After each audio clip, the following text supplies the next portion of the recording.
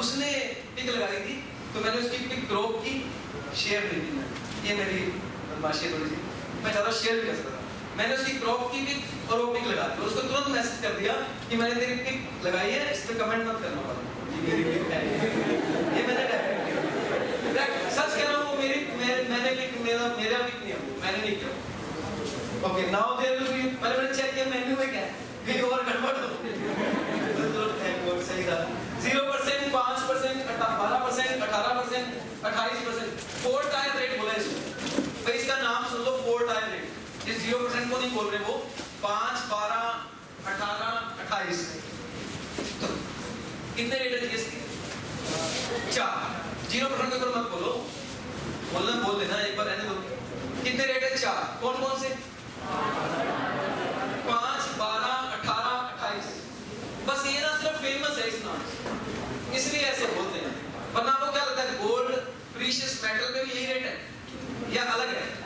कितना? 3%। यस और नो? वो तो नहीं लिखा मैंने, पर वो भी है, वो भी जीएसटी का रेट, वो भी जीएसटी का, पर क्योंकि फेमस 4 टायर रेट्स। अब एक पर्टिकुलर आइटम पर रेट अलग कर दिया, इसलिए वो उसको ना जनरल रेट की कैटेगरी में नहीं गिनते। कोई मुझसे पूछेगा जीएसटी के जनरल रेट कितने, बोलूंगा 4, 5, 12, 18, 28, सिंपल। कोई पूछेगा गोल्ड में, मैं बोलूंगा वो तो 3 है, वो तो स्पेसिफिक अलग से। कुछ एग्जेम्प्टेड गुड्स हैं वहां पे 0% भी लगता है, वहां पर 0 भी लगता है।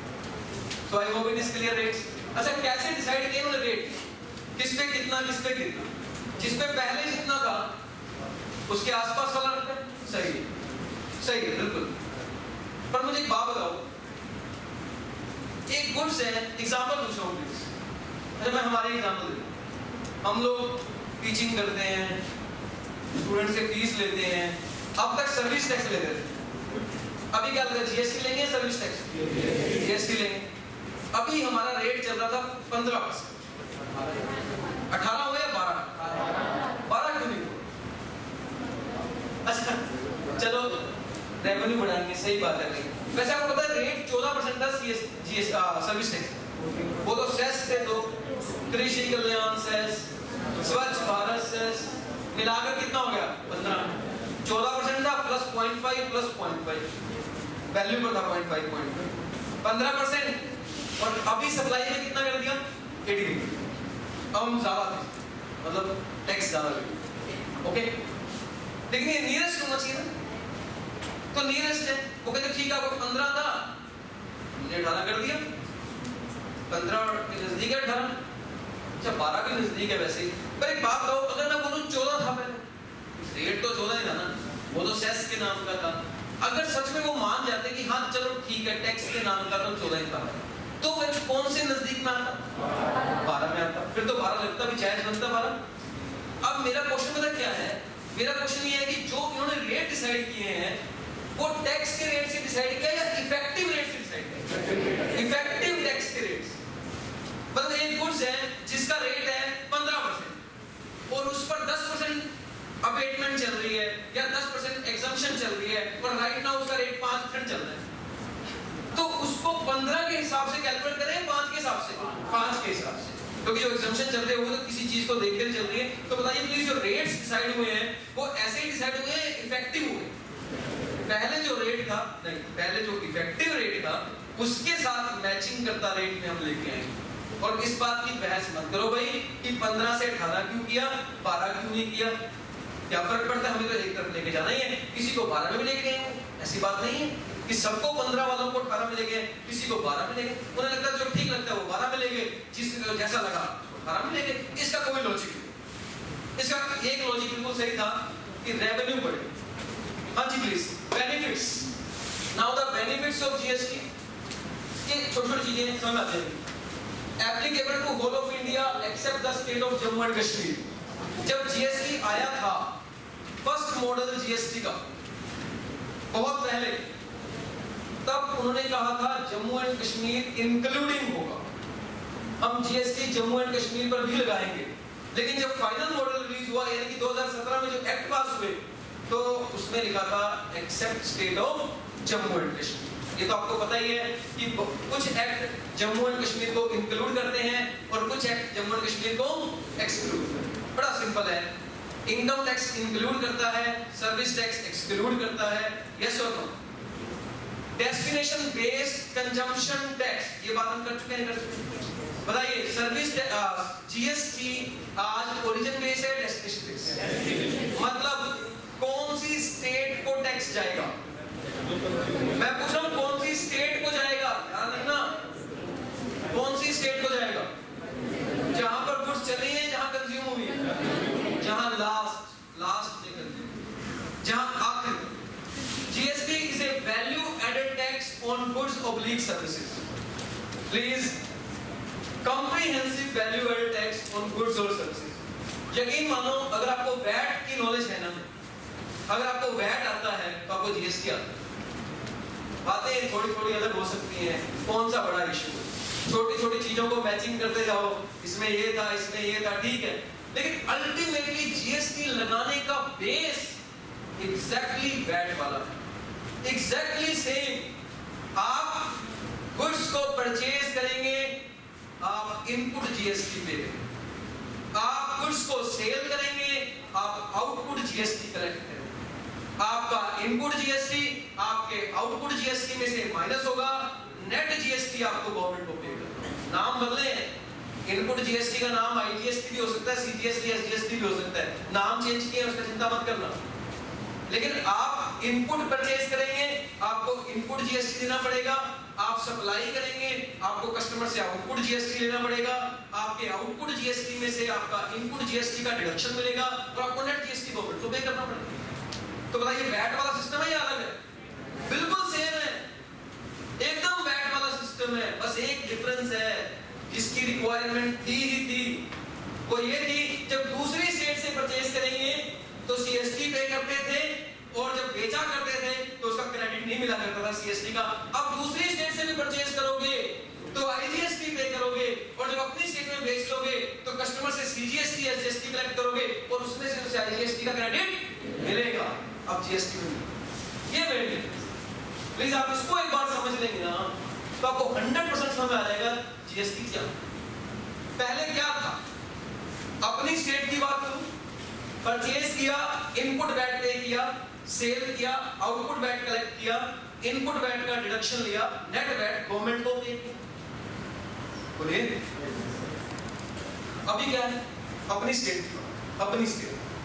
परचेज किया, सीजीएसटी, एसजीएसटी पे किया, अपनी स्टेट से परचेज किया, सेम स्टेट से। इंट्रा स्टेट क्या पे किया, सीजीएसटी, एसजीएसटी पे किया, अपनी स्टेट में सेल किया, कस्टमर से सीजीएसटी, एसजीएसटी कलेक्ट, कस्टमर से क्या कलेक्ट किया, सीजीएसटी, और उस सीजीएसटी, एसजीएसटी का इस सीजीएसटी, एसजीएसटी क्या मिल जाएगा, क्रेडिट मिल जाएगा, net CGST, net SGST you have to pay करो।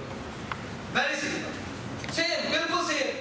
डिफरेंस कहां है, दूसरी स्टेट से परचेज किया, सीएसटी पे किया था, अपनी स्टेट में बेचा या दूसरी स्टेट में बेचा, उस सीएसटी का क्रेडिट नहीं मिला। अब मैं दूसरी स्टेट से परचेज करूंगा, मैं आईजीएसटी पे करूंगा। अगर मैं अपनी स्टेट में बेचूं या मैं दूसरी स्टेट में बेचूं, मुझे तो उस आईजीएसटी का क्या मिल जाएगा, क्रेडिट मिलेगा। सबसे बड़ा क्रेडिट का सारा खेल, सारी गेम क्रेडिट। अगर ढंग से टाइम से क्रेडिट देती होते तो आज ये नौबत आती, पर दे कैसे, झगड़े बड़े, सेंटर और स्टेट क्या आपस में बन जाए तो बात ही क्या, यस और नो, सारा गड़बड़ तो वही है। No differentiate between goods and services, yes, ये पहले गुड्स पे क्या लगेगा, सेल टैक्स, सर्विस पे क्या लगेगा, सर्विस टैक्स। सेल टैक्स कौन लेगा, स्टेट गवर्नमेंट, सर्विस टैक्स कौन लेगा, सेंट्रल गवर्नमेंट। मेरे बन गए, देख लो आपके सामने, गुड्स पे sale tax, state government, service पे सेंट्रल टैक्स कौन लेगा, सेंट्रल गवर्नमेंट। अब कुछ नहीं है, गुड्स की सप्लाई हो, सर्विसेज की सप्लाई हो, क्या लगेगा, जीएसटी। कौन सी गवर्नमेंट लेगी टैक्स, बताओ। अगर कोई डिफरेंस नहीं है, अब ये थोड़ा फर्क है ना, कौन सी गवर्नमेंट को मिलेगा, कोई बात नहीं, अभी करेंगे। Ultimately to be borne by consumer. बताओ, ये फीचर नया है पुराना है, पुराना। पहले भी कौन बोर्न करता है, कंज्यूमर। सही है गलत है, बिल्कुल सही। असली गुड्स के असली मजे किसने लिए, एंजॉय किसने किया? ऐसे मान लो एग्जांपल ले, मेरी फैक्ट्री में चॉकलेट बनाता हूँ, हमने फैक्ट्री लगाई किसके लिए? आपके लिए। बीच में होलसेलर आया किसके लिए? आपके लिए। बीच में रिटेलर आया किसके लिए? आपके लिए। लास्ट में आप आए और आपने चॉकलेट खाई, चलते बने तो भैया ऊपर से लेकर नीचे तक के सारे टैक्स भी देके जाओ। तो obviously ultimately borne by the consumer. ये बिल्कुल सिंपल कॉन्सेप्ट। जो गुड्स का एंजॉय करेगा, जो गुड्स का कंज्यूम करेगा, वही टैक्स है। बाकी लोग तो आपकी सेवा में लगे हुए हैं लाइन से, तो वो टैक्सेस तो आपके लेंगे। हाँ जी, एग्जम्पशन लिमिट, इसको ठीक करना भैया, एक्सेप्शन लिमिट गलती से लिखा गया है। Exemption limit, threshold limit 20 lakh. अच्छा, आज इनकम टैक्स में कहां तक माफ है? 2.5 लाख तक। 2.5 लाख तक माफ। सर्विस टैक्स में कितना माफ था? 10 लाख। 10 लाख माफ था। यस और नो? एक्साइज ड्यूटी में 150 करोड़, 150 लाख, 1.5 लाख, 1.5 करोड़, 1.5 करोड़ का ड्यूटी माफ। जीएसटी में 20 और 11 स्पेसिफिक स्टेट्स है जहां 10। प्लीज, जीएसटी में 20 लाख और 11 स्पेसिफिक स्टेट्स जहां 10। तो देखो बेटर है 20 लाख रुपए तक अगर आप व्यापार करते हो, सप्लाई ऑफ गुड्स और सर्विसेज करते हो, you know liability to pay GST, no liability to pay GST. और सिस्टम बिल्कुल पुराने वाला है। अगर मैं 3-4 लाख वाला व्यापारी हूं, छोटा मोटा व्यापारी हूं, I have no need to pay GST. But भाई अगर मैं खरीदूंगा और वो मुझसे जीएसटी ले लेगा तो मुझे उसका क्या नहीं मिलेगा? क्रेडिट नहीं मिलेगा। सिंपल सी बात। यस और नो? क्रेडिट लेना है तो मुझे वॉलंटरी रजिस्ट्रेशन लेनी पड़ेगी, और अगर वॉलंटरी रजिस्ट्रेशन लूंगा तो मुझे मंथली रिटर्न भरनी ही पड़ेगी। बड़ा सिंपल कॉन्सेप्ट। गवर्नमेंट कहते हैं कोई इतना तो करना पड़ेगा। आप छोटे व्यापारी हो, आपकी जीएसटी की कंप्लायंस खत्म, कोई प्रॉब्लम नहीं है, खरीदो बेचो आपकी मर्जी। बस इनपुट जीएसटी भूल जाना, क्रेडिट नहीं मिलने वाला, वो लेना तो वॉलंटरी करो। ये तो सिंपल सिस्टम हमेशा होता है, होना भी चाहिए, इसमें गलत भी नहीं है। GST law completely electronic. अच्छा, ये तो आपको पता है नोटबंदी से शुरू हो गया था, पैसे का लेन देन जो है वो सारा इवन, लेकिन यहाँ पर तो इन्होंने नो मैनुअल फाइलिंग रिटर्न, ये भी पुरानी चीजें हैं। क्या सर्विस टैक्स में मैनुअल थी? पूरी इलेक्ट्रॉनिक थी। कुछ खास केस में एसीटीसी अलाउ कर सकता है, वो एक्सेप्शन की बात नहीं कर रहे हम लोग। No manual filing return, PAN based registration, GSTN number मिलेगा आपको कितने डिजिट का? 15 डिजिट का। उसमें 10 डिजिट तो वही वाले होंगे, कौन से वाले? Pan number. कैसे करना? पैन नंबर वाले pan digit. Input credit registration is required. अच्छा, ये ना इनपुट क्रेडिट के बीच में ना आप एरो बना लेना या हाइफन लगा लेना। इसका मतलब है if you want to get the input credit you have to obtain the registration. So input credit लेना है तो आपको क्या करवाना पड़ेगा? रजिस्ट्रेशन करवानी पड़ेगी। You can take voluntary registration, बता चुका हूं आपको।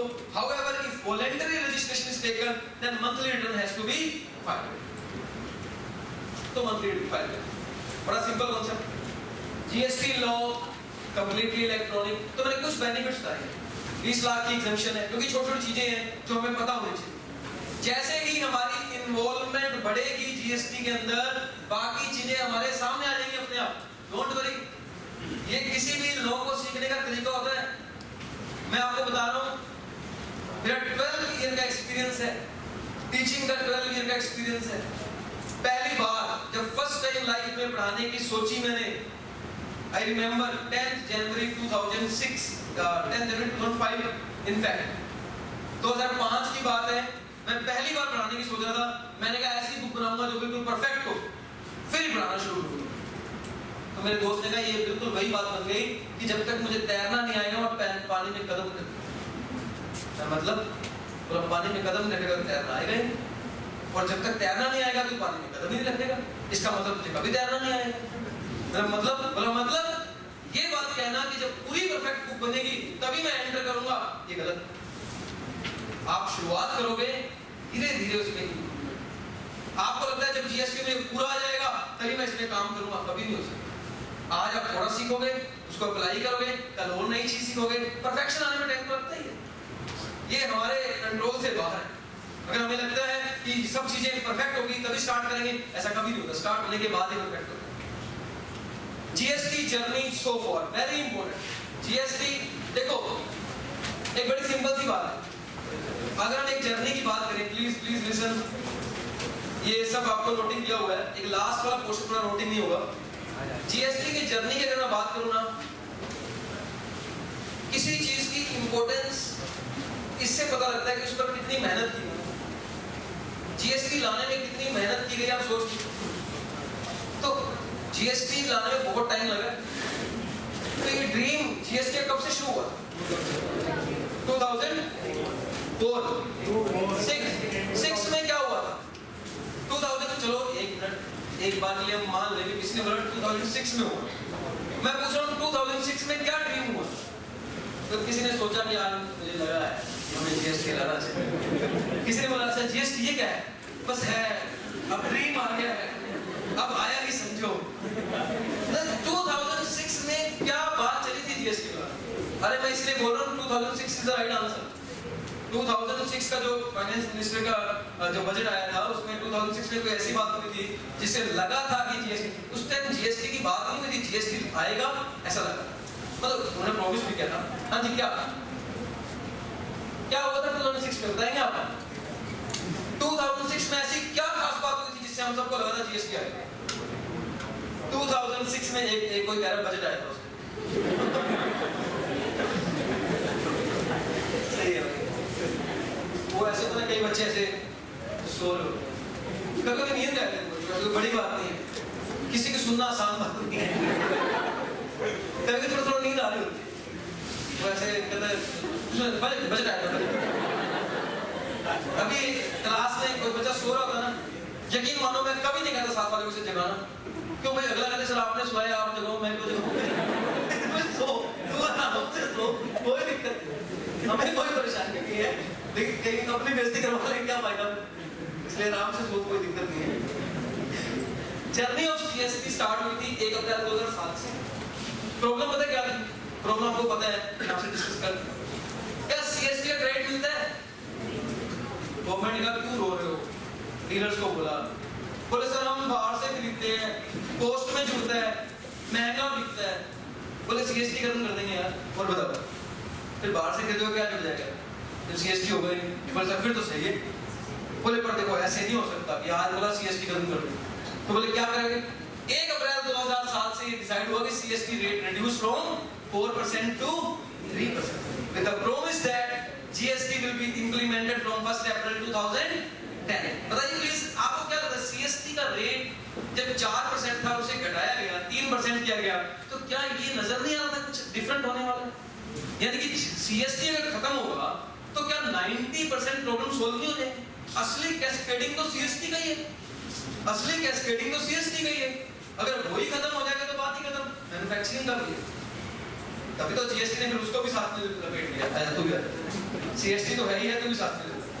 तो 1 अप्रैल 2007 को प्रॉमिस किया, 2006 में आया था ये बजट, उसमें बोला था कि 1 अप्रैल 2007 से सीएसटी का रेट 4% से 3% और 2010 से जीएसटी आ जाएगा। फिर क्या होगा? 1 जून 2008 CST rate reduce from 3% to 2% और लगा आएगा, पक्का आएगा। लेकिन यकीन मानो उसके बाद कभी रिड्यूस किया, उसके बाद मेंटेन हो गया कितने पे?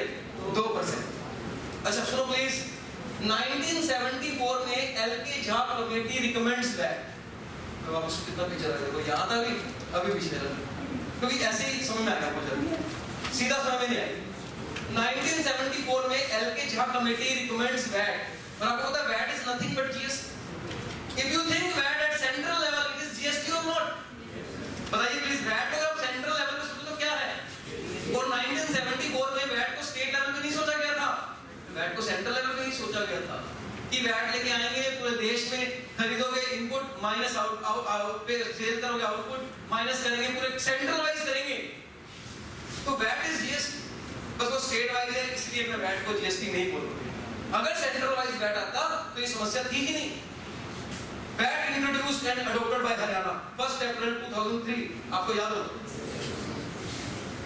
जीएसटी में तो बिल्कुल भी झगड़ा नहीं हुआ, यकीन मानो। जब वैट आया था क्या तमाशा वाला सोच नहीं सकते, पुतले जलाए थे मिनिस्टरों की सड़कों पे। और मैं तो स्कूल में पढ़ता था, हर रोज स्कूल में कॉलेज के 10-12 बच्चे आते थे, चलो खड़े हो छुट्टी। सही है, जो भी हो रहा सही हो रहा है, गलत क्यों हो रहा है? लेकिन 1 अप्रैल 2003 को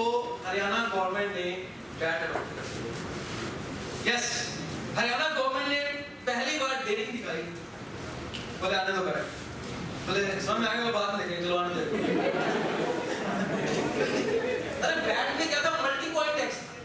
मल्टी पॉइंट समझते हो? मल्टी पॉइंट एक ऐसा शब्द है जिसको इसकी समझ ना हो, वो बोलेगा इतनी को पास चीज, तो ए बी को भेजेगा फिर टेक्स्ट, बी सी को भेजेगा फिर टेक्स्ट, सी डी को भेजेगा फिर टेक्स्ट, डी ई को भेजेगा फिर टेक्स्ट। अरे भगवान टेक्स्ट ही रोका, फिर रहेगा क्या इतने सारे टेक्स्ट? वो समझाता है गवर्नमेंट से, देखो बेटा इनपुट आउटपुट में बोले ये इतना मल्टी पॉइंट।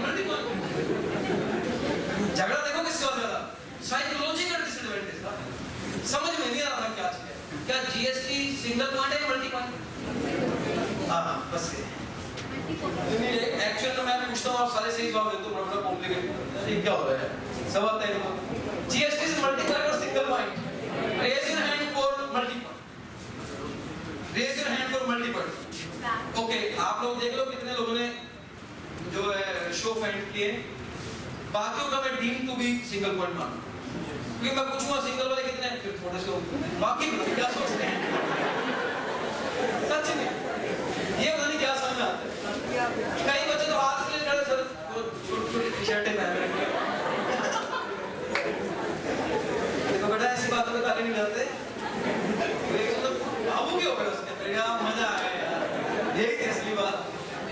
ओके अच्छा listen please, listen back. GST is multi point tax. तो सिंगल बोल रहे हो भाई, मैंने बोला एग्जैक्टली वैट है। ए बी को बेचेगा input GST, output GST, input minus output, sorry output minus input. B C को बेचेगा, सी का इनपुट जो बेचेगा आउटपुट फिर माइनस करेगा, फिर वो सी को बेचेगा, डी को बेचेगा, सेम। बताइए please GST is multi point है सिंगल पॉइंट? ये गलती मत करना, जीएसटी सिंगल नहीं है। बहुत सारे लोग बोल सकते हैं बाय चांस, लेकिन सिंगल पॉइंट ये कौन सा है? Multi point. बैट है, बैट बिल्कुल बैट है भाई, बस स्टेट वैल्यू खत्म है। 1 अप्रैल 2005 more than 20 states adopt VAT. पर क्या आप ये सोच रहे हो एलके झा ने 1974 में कहा था और 2005 में वैट आया, 2003 में मत बोलना, वो एक स्टेट थी। 2005 में मोस्टली स्टेट्स ने वैट को अडॉप्ट किया। कितने साल लग गए? 30 years. It took more than 30 years to adopt VAT. एक वैट के आने में 30 साल लग गए, इतना आसान नहीं है। 2006 में यानी कि 2006 या अप्रैल 2007 लिखा मैंने, लेकिन बजट 2006 में था। 2006 में लेके आए थे वैट को, जीएसटी लेके आएंगे। 2016 में जीएसटी ऑलमोस्ट फाइनल होने वाला हो गया था, 2017 में तो आ गया। 10-11 साल जीएसटी आने में लग गए। डू यू नो कितनी मीटिंग्स हुई, कितने वर्कर्स के डिफरेंट वो बने हैं, क्या ग्रुप्स बने इस पर काम करने के लिए। approximately 20,000 hours work on GST, 30 specified workers groups specially maintained for GST. Infosys ने पूरा इसका IT नेटवर्क है। So आज नेटवर्क क्या काफी हद तक क्या होगी कभी थोड़ी बहुत, लेकिन इन्फोसिस ने जैसे ही एक्ट पास हुआ था पूरा काम कर दिया। So बहुत टाइम लगा, इतना इजी नहीं था जीएसटी को लेके आना, समझना आप बात, जहां वैट को लाने में 30 साल लगे। Then 1986 में एक मोडवेट भी आया था, वो भी निशानी थी जीएसटी लाने की। जब मोडवेट आया समझ नहीं रहे थे लोग जीएसटी आ रही है। Modified value added tax, excise duty payable on input and capital goods will be allowed as credit while payment of excise duty on input and capital। तो वो मिले, इनपुट मिलता था आउटपुट में से, वो क्या है? जीएसटी तो है। अरे जीएसटी का मतलब क्या है? इनपुट का आउटपुट में से क्रेडिट, वही तो है। मोडवेट भी तो वही था। मोडवेट के बाद 1999-2000 में इंपावर्ड कमेटी बनी और 1994 में क्या आया? सर्विस टैक्स आया। Service tax for 3 services. 10 September 2004 CENVAT, हाँ जी प्लीज, सैनवेट क्या है? Central value added tax. 2004 में तो पक्का हो गया, जीएसटी बहुत नजदीक है। कैसे? ना सिर्फ एक्साइज ड्यूटी का क्रेडिट एक्साइज ड्यूटी में मिलेगा, बल्कि एक्साइज ड्यूटी का क्रेडिट सर्विस में से भी मिलेगा और सर्विस का क्रेडिट एक्साइज ड्यूटी पर। देखो अभी गड़बड़ थी, स्टेट के साथ डील नहीं करते, सेंटर वाले आपस में सेटिंग कर लिया। क्या बोले? सेंटर का सेंटर में मिल जाएगा, एक्साइज का एक्साइज से मिल जाएगा, एक्साइज का सर्विस से मिल जाएगा, सर्विस का एक्साइज से मिल जाएगा, सर्विस का सर्विस से मिल जाएगा। वैट वालों से डील नहीं कर रहे थे। प्लीज प्लीज बताइए, अगर मैं एक एडवोकेट हूं और मेरा ऑफिस, प्लीज लिसन, मैं अपनी सर्विसेज देता हूँ और मेरे ऑफिस में प्रिंटर है, मेरे ऑफिस में फर्नीचर है और मैंने उन पे वैट पे किया है, पे किया होगा ना, बताइए, दिल्ली से परचेज किए, तो क्या मुझे मेरी सर्विसेज टैक्स में लायबिलिटी में से मेरे वैट का क्रेडिट मिलेगा? नहीं मिलता। रीजन, वो सेंट्रल है और वो स्टेट है। ये झगड़ा लेके बैठ गया कि वो वैट तो स्टेट लेवल वाला है, ये आउटपुट लायबिलिटी तो सेंट्रल वाली है, इसमें से कैसे मिल जाएगा क्रेडिट? ये सारा कुछ मैं कहता हूँ स्टेट का स्टेट में से नहीं मिलता, सीएसटी का वैट में से नहीं मिलता। सीएसटी नाम से सेंट्रल होगा, है तो स्टेट का ही। तो ये सारा रीजन था। सेनेट से लगा आएगा जीएसटी, लेकिन सेंट्रल लेवल पे तो आ गया था, मिक्स लेवल पे गया था, जिसमें स्टेट को भी मिक्स कर। अब जो डेट्स है ना बहुत इंपॉर्टेंट है। अब तक जो डेट आपने लिखी ना वो नहीं भी पढ़ेंगे तो काम चल जाएगा, लेकिन अब वाले डेट पर प्लीज अब जो लिखने वाला हूं उनको नोटिस करें, एक पेन से टिक करते रहना। 19 दिसंबर 2014 काफी नजदीक है ना। तो constitutional 122nd amendment bill 2014 introduce इन लोकसभा। बोले अमेंडमेंट करेंगे, लॉ के अंदर अमेंडमेंट करेंगे। जीएसटी लाना है तो लॉ में अमेंडमेंट करना पड़ेगा। अच्छा एक बात है ना, सर्विस टैक्स लेके आए तो लॉ में अमेंडमेंट किया था? नो। वैट लेके आए तो किया था? नो।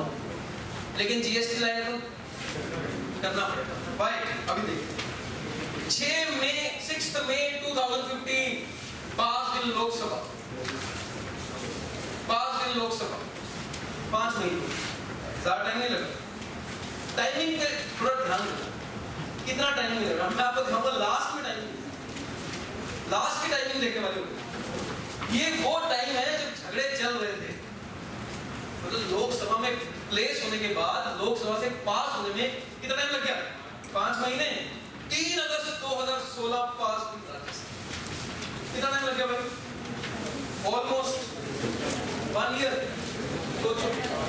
आप सोचिए आराम से पास क्यों नहीं हो पाएगा?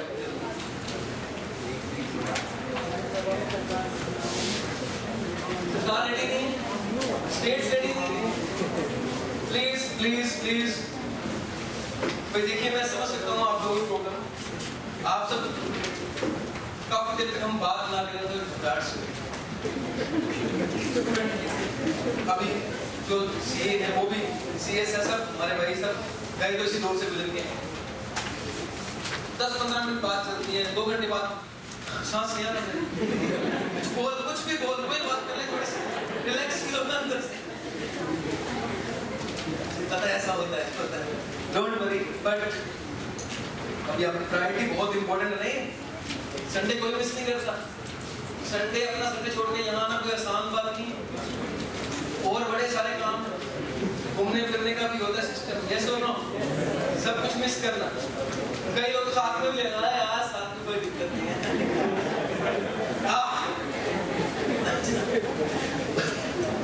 चलिए 8 सितंबर 2016 अगली डेट देखो भाई। 3 अगस्त के बाद सितंबर में GST bill got assent of the president. ये जल्दी हो गया ना, ये 1 महीने होगा, तो ये तो टाइम लिमिट होता है इसका, तो सारे कह रहे हैं हाँ ये हो गया, तो ये तो होता ही है। प्रेसिडेंट से तो एक्ट पास होने के बाद प्रेसिडेंट से तो जल्दी सेट लेनी होती है, टाइम लिमिट होता है उसके अंदर, वरना दोबारा आता है ये। ओके, यहाँ तक तो ठीक। अभी तो नोट्स काफी को मिले होंगे भाई, रेज योर हैंड जिनको नहीं मिले नोट्स, ये विरुद्ध नहीं है। अरे भाई अच्छा एक बात बोलो, अगर दोबारा मिलेंगे तो भी वही होगा जब मर्जी कुछ तो हाथ में आते हैं। अनुज देखना एक आइडियल करना कितने बच्चे हैं, ठीक है, उनको बोल दिया। ओके ये देखना प्लीज, अब जो डेट्स है, अब वो डेट्स मोस्ट इंपोर्टेंट है क्योंकि 2017 की आप समझ सकते हो, पर प्लीज डेट के टाइमिंग पर जो ड्यूरेशन है उस पर ध्यान देना। अभी साल 5 महीने वाला टाइम देखा था आपने। CGST bill, IGST bill, UTGST bill, GST bill, ये सॉरी जीएसटी बिल नहीं है, कौन सा बिल आ गया? CGST, IGST, UTGST compensation bill 2017। ये लास्ट वाला गलत है, ठीक करना उसको, तो थोड़ी बहुत टाइपिंग मिस्टेक हो जाती है। CGST bill, IGST bill, UTGST bill, compensation bill 2017 introduced in the लोक सभा। Introduced in the Lok Sabha. ये बड़ा इंपॉर्टेंट डेट सर। अच्छा बताओगे आप मुझे जरा, कितने बिल पास हुए, सॉरी कितने बिल प्लेस हुए? 4। CGST, IGST, UTGST, compensation bill. अच्छा एसजीएसटी तो नहीं है इसके अंदर, वो तो उन्होंने हर स्टेट ने अलग अलग पास किया। 29 मार्च, अरे 2 दिन बाद 5 दिन राज्यसभा, 5 दिन लोकसभा, 2 दिन बाद 5 दिन लोकसभा, 6 अप्रैल को 5 दिन राज्यसभा। ड्यूरेशन देखा, 13 अप्रैल को असेंट ऑफ द काम नहीं खत्म, बन गया है ये लो कंप्लीट एक्ट तैयार। 27 मार्च, 29 मार्च, 6 अप्रैल, 13 अप्रैल खत्म। Please please. और 1 जुलाई 2017 जीएसटी मोस्ट इंपोर्टेंट है भाई, इसकी तो प्लानिंग होनी चाहिए हमारे पास। 1 जुलाई 2017 जीएसटी इंप्लीमेंटेड फाइनल। ये डेट्स देखने वाली है, ये डेट्स देखने वाली है कितनी फास्ट फटाफट सब कुछ। तो जीएसटी इंप्लीमेंट भी हो गया, सारे सेक्शन जो भी हैं सब इंप्लीमेंट हो गए, रूल भी तैयार कर लिए उन्होंने बैठ के, सब कुछ फटाफट सब कुछ तैयार कर लिया, करना है। जब तक जब वैट आया था ना पहली बार, तब भी ऐसे ही हुआ था, रातों रात वैट एप्लीकेबल हुआ था, बस सुबह लोगों को पता था चार्ज कैसे करें। अभी ऐसा हमारे जीएसटी में चल रहा है, लेकिन डोंट वरी, हमें सपोर्ट करना है जीएसटी को, थोड़े दिन में सब सीख जाएंगे, धीरे धीरे सब सीख जाएंगे। अल्टीमेटली तो बेनिफिशियल है, ये तो सबको पता ही है। क्रेडिट दे रहे हैं यार, वो क्रेडिट मार थोड़ी रहे हमारा, क्रेडिट दे के सस्ता ही कर रहे हैं गुड्स को। अभी आप सोचो, हम क्यों सोचें 15 वाले जो 18 होगी ना, ये सोचो, ऐसे मत, ऐसे सोचोगे तो आप गलत सोचो। आप सिस्टम देखो, ये पॉसिबिलिटी हो सकती है कि उनका रेवेन्यू कलेक्शन को अपना डाउन ना जाने दे, रेट हाई करके ले रहे, लेकिन कम से कम कोई बाहर का बंदा देखेगा तो ये तो नहीं बोलेगा कि तुम लोग कैसे लोग जो टैक्स पे टैक्स लगाते हो, सिस्टम भी फॉलो करना नहीं आता। हम ज्यादा पैसे लेते हैं क्योंकि हमारी कंट्री में नीड है, हमारे को डेवलपमेंट ज्यादा करनी है, पैसे ज्यादा चाहिए, एक डिफरेंट मैटर है, लेकिन कम से कम टैक्स पे टैक्स तो नहीं लेते। आज तक जो चल रहा था कम से वो एथिकली ही गलत था, कम से कम वो तो नहीं हो रहा। बड़ा इंपॉर्टेंट इशू है ये। आपको लगता है, मुझे भी लोग बोलते हैं फायदा नहीं, बेकार है ये, पहले 15 में थे अब 18 में आ गए, लो कर लो बात। अल्टीमेटली क्या फायदा हुआ? मैंने कहा अभी तुम टेक्निकली सोच के देखो, गवर्नमेंट वैसे ही रेट इंक्रीज कर देती, क्या सर्विस टैक्स का रेट 12 से 16 नहीं पहुंच गया, 15 नहीं पहुंच गया, तब तो तुम नहीं बोले। तुम जब दे रहे हो वो रेट वैसे नहीं बढ़ा देते धीरे धीरे, तुम ज्यादा नहीं कमा रहे हो, पहले तुम 20,000 में नौकरी कर रहे थे, आज तुम्हें 50,000 तक तो तुम नहीं बोलते। सही बात है। टैक्सेस के रेट देखो, हमेशा गवर्नमेंट की बुराई नहीं करनी चाहिए, जरूरी नहीं है, पहले सोचना भी चाहिए। और याद रखना, जब भी तुम गवर्नमेंट की बुराई करोगे, मैं एक बात बोलूंगा, सरकार की असली बुराई करने वाले वही लोग हैं जो खुद टैक्स पे करते ही नहीं है। 2.5 लाख से कम वाले बोलते हैं अरे टैक्स की बड़ी मारा हमारी, तो कितना भरा तुमने? हमारा तो बनते नहीं, हमारा तो बनते नहीं, हमारा टैक्स कहाँ बनता है? कितने अमीर लोग बात चलती है यार, टैक्स दे रहे सही, गवर्नमेंट सही कर रही है, गरीब देखो क्या सरकार तो कितने टैक्स लाइबिलिटी देने वाले, अब तो रिटर्न नहीं जाते। देखिए सही है, गवर्नमेंट ठीक है, कोई रीजन होंगे तो धीरे धीरे ठीक हो जाएंगे, सपोर्ट करेंगे, अपने आप रिड्यूस होंगे। प्लीज नेक्स्ट इशू बड़ा इंपॉर्टेंट, अब धीरे धीरे हम बढ़िया तरफ जा रहे हैं। GST whether single model system और डुअल मॉडल, बताइए प्लीज, आप बताइए फटाफट। GST whether single model system और dual model system. Dual model. What do you mean by dual model system? Central and state both going to levy taxes simultaneously on supply of goods or services or both. Yes please, by no talking. Dual model system का मतलब है central भी tax लगाएगी और state भी tax लगाएगा, और simultaneously लगाएंगे, दोनों लगाएंगे, सप्लाई ऑफ गुड्स और सर्विसेज और that is very important, that is very important, दोनों लगा। तो झगड़ा इसी बात का था, सेंट्रल ने बोला, अच्छा जीएसटी जब पहले आ रहा था ना तो सेंट्रल लेवल का, अपने ध्यान सुनना,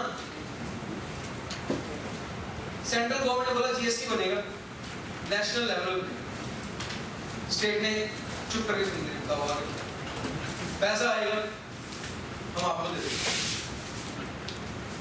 स्टेट ने आपको दे देंगे मतलब बोले आपको दे देंगे मतलब वो स्टेट पैट हम खत्म कर रहे हैं, तुम्हारे अपना तो कोई रेवेन्यू होगा नहीं, हम ही देंगे आपको जितना हमें मतलब साइड कर लेंगे बैठ के देने। कई लोग गुस्सा कर जाते हैं, ये सब तो मिले हुए हैं, ये सब जीएसटी को मोदी जी तो मिले हुए हैं आपस में, तो ये तो कम देंगे हमें। स्टेट बोले नहीं जी हम भी लेने करेंगे साथ, हम भी साथ लगाएंगे टैक्स, आप भी लगाओ हम भी लगाएंगे मिलके। बोले ऐसे थोड़ी होता है, बोले क्यों नहीं होता, बोले ऐसे नहीं होता, या तो हम लगाएंगे या आप लगाओगे या दोनों अलग अलग लगाएंगे, बोले दोनों इकट्ठे लगाएंगे तो बात बनेगी। मतलब अब जो टैक्स बनेगा उस पर सेंटर लगाएंगे स्टेट है दोनों एक साथ, दोनों एक साथ लगाएंगे, दोनों एक साथ। इसके लिए करना पड़ा constitutional amendment is necessary to implement GST. तो ये सुना पर टेक्निकल पार्ट, थोड़ा सा टेक्निकल पार्ट है 15-20 मिनट का, ये समझ में आ गया ना तो आपको पता लग जाएगा जीएसटी इंट्रोड्यूस कैसे हुआ, कैसे बना, कॉन्स्टिट्यूशनल अमेंडमेंट कौन सी है।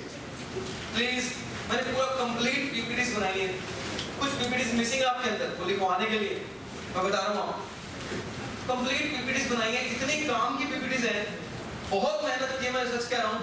कितने टाइम से हम जीएसटी पे लगे हुए हैं, जब से जीएसटी चल रहा है कि जीएसटी आएगा, हम लोग उस पे काम करते आ रहे हैं। फाइनली जब आया तो हमने इसको पूरा एकदम प्रिपेयर किया हुआ प्रॉपर तरीके से, और रेस्ट ऑफ द पीपीटीज जो हमारी और बनी हुई है, जो हो सकता है आज क्लास में ना भी हुआ है, पूरा कंप्लीट जीएसटी का पीपीटी भी हम डाल देते हैं या फेसबुक पे डाल देंगे। लेकिन एक बार इसको समझो, कॉन्स्टिट्यूशनल अमेंडमेंट बिल 19 दिसंबर 2014 को पेश हुआ था और ये पास हुआ कॉन्स्टिट्यूशनल 101 अमेंडमेंट एक्ट बनकर। बिल का नंबर 122 था, लेकिन एक्ट का नंबर कौन सा बना 101। ये कोई बहुत बड़ा इशू नहीं है, ये कैसे हो गया 122 से 101 कैसे हो गया, वो बिल था, ये एक्ट है, नंबर चेंज हो सकता है, कोई बड़ा इशू नहीं है। 8 सितंबर 2016 को ये एक्ट पास हो गया और इस एक्ट में सेक्शन 1 से लेकर सेक्शन 20 तक थे। Section 1 to section 20 101 amendment act, 101 amendment act section 1 to 20। ध्यान देना, बड़ी काम की चीजें हैं। 10 सितंबर 2016 को सेक्शन 12 नोटिफाइड हो गया, 10 सितंबर 2016 सेक्शन 12 नोटिफाइड। अच्छा ये पास कब हुआ? पास 101 पास कब हुआ? 8 सितंबर। और सेक्शन नोटिफाइड कब हो गया? Super fast speed. 12 सितंबर GST council appointed. GST council जो जीएसटी के रेट डिसाइड करेगी, जीएसटी के सारे मैटर्स डिसाइड करेगी, जीएसटी का सारा फंक्शन डिसाइड करेगी, दैट इज जीएसटी काउंसिल। और 12 सितंबर को जीएसटी काउंसिल फॉर्म हो गई। तो कौन कौन मेंबर्स होंगे, कौन इसका हेड होगा, कौन वाइस प्रेसिडेंट होगा या वाइस चेयरपर्सन होगा, कौन मेंबर्स होंगे, सब डिसाइड हो गया। 16 सितंबर को rest of the section notified. 1 से 20 थे ना, 12 को छोड़कर बाकी सारे हो गए। 1 to 20 all are notified. 1 to 20 all sections are notified except section 12, क्योंकि except section 12 पहले notify हो गया 10 सितंबर। प्लीज आर्टिकल 246, अब हमारा थोड़ा संविधान की बात चलती है, कॉन्स्टिट्यूशन ऑफ इंडिया की बात चलती है। यहाँ से आपको पता लगेगा कोई भी एक्ट कैसे बनता है और कैसे इंट्रोड्यूस होता है, और जीएसटी अलग कैसे था, इसके लिए पूरा कॉन्स्टिट्यूशन ही क्यों अमेंड हो गया। आर्टिकल 246 के क्लास था, आर्टिकल 246 क्या है? आर्टिकल 246 भाई कंपनी सेक्रेटरी के हो, सीए वाले भी बैठे सब आते हैं, आपको पता होगा आर्टिकल 246 क्या है?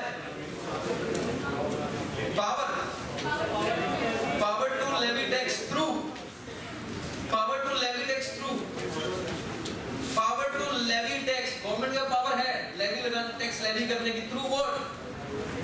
Through lists, concurrent list, state list, union list, सुना आपने? आर्टिकल 246 में लिखा हुआ है कॉन्स्टिट्यूशन ऑफ इंडिया के शेड्यूल 7 में 3 लिस्टें लिखी हुई हैं, कौन कौन सी? Union list, state list, concurrent list. Please ध्यान देना, article 246 constitution of India 7 schedule, 3 list, union list, state list, concurrent list. Union list में, अच्छा यूनियन लिस्ट की खास बात क्या है? ओनली सेंट्रल गवर्नमेंट नहीं, only central government, exclusive power with central government. जो लॉ यूनियन लिस्ट के थ्रू बनेगा सिर्फ central government has the power to make it. Only the central government has the power, no interference of state. Entry number 82 income tax. अच्छा अभी कई बच्चे बोल रहे हैं इनकम टैक्स, तो मुझे एंट्री नंबर 82 का पूरा पता क्या लिखा? एंट्री टू इनकम टैक्स है ना, घर जाके पढ़ना net. Income tax other than agricultural income, income tax other than, because agricultural income पर टैक्स स्टेट के पास है। एग्रीकल्चरल इनकम का लगने वाला टैक्स किसके पास है? स्टेट के पास। Entry number 83 custom, 84 excise, entry number 92A CST, entry number 92C service tax. ये एंट्री कभी एग्जिस्टेंस में आई नहीं, शो ही नहीं। 97 रेजिडुअली थी, इसके अंदर सर्विस टैक्स ऑपरेट होगा। सो यूनियन लिस्ट में कौन कौन सी एंट्री है? 82, 83, 84, 92A, 92C एंड 97। ओके ठीक है, क्लियर? बोले जीएसटी इसके थ्रू लाएंगे। अगर जीएसटी इसके थ्रू आएगा तो फिर ये बात कैसे रहेगी? ये बात कैसे रहेगी? अगर जीएसटी इसके थ्रू आएगा तो ये बात कैसे फाइनल होगी कि स्टेट भी साथ में टैक्स लगाएगा? बताइए, जो यूनियन लिस्ट में मैटर है उसके ऊपर टैक्स कौन लगाता है? बताइए प्लीज। यूनियन लिस्ट में जो मैटर है उसके ऊपर टैक्स कौन लगाएगा? स्टेट के पावर होगी या सेंट्रल के पास एक्सक्लूसिव? सेंट्रल के पास एक्सक्लूसिव, स्टेट के पास कोई पावर नहीं। लिसन प्लीज, स्टेट ने कहा अभी जीएसटी में बात चली थी कि मिलकर लगाएंगे, अगर तुम इसके थ्रू लाओगे तो हम कैसे मिलकर लगाएंगे? बोले ये बात भी सही है, यूनियन लिस्ट से तो नहीं आ सकता। State list, state government has the power. किस कौन कौन से? एंट्री नंबर 46 बताइए प्लीज। 46 अभी बहुत कम बोलने वाले हैं, पता है क्यों? सिलेबस में नहीं था ना, पढ़ाया नहीं किसी ने, हमने भी नहीं पढ़ा। सही बात है, सिलेबस में नहीं। सिलेबस में पूछो 54 पूछ के देखो उनसे, फिर बताएंगे हम क्या है। वो सिलेबस में था, सही बात है। 46 tax on agriculture. Entry number 51 alcohol liquor for human consumption, opium narcotics. Entry number 52 entry of local goods into local area, entry of goods into local area. Entry number 54 everyone knows, back. इसमें भी नहीं ला सकते GST, इसमें लाओगे तो फिर central बैठ जाएगी चुपचाप। पावर एक्सक्लूसिवली किसके पास है? स्टेट के पास। Concurrent list both the government, बोले इसमें लेके आएंगे, इसमें दोनों गवर्नमेंट के पास है, इसमें भी नहीं ला सकते। 254 कहता है इसमें लगाओगे तो फिर central has the priority. Central जहां कलेक्शन करेगा किसकी प्रायोरिटी हो जाएगी? सेंट्रल की।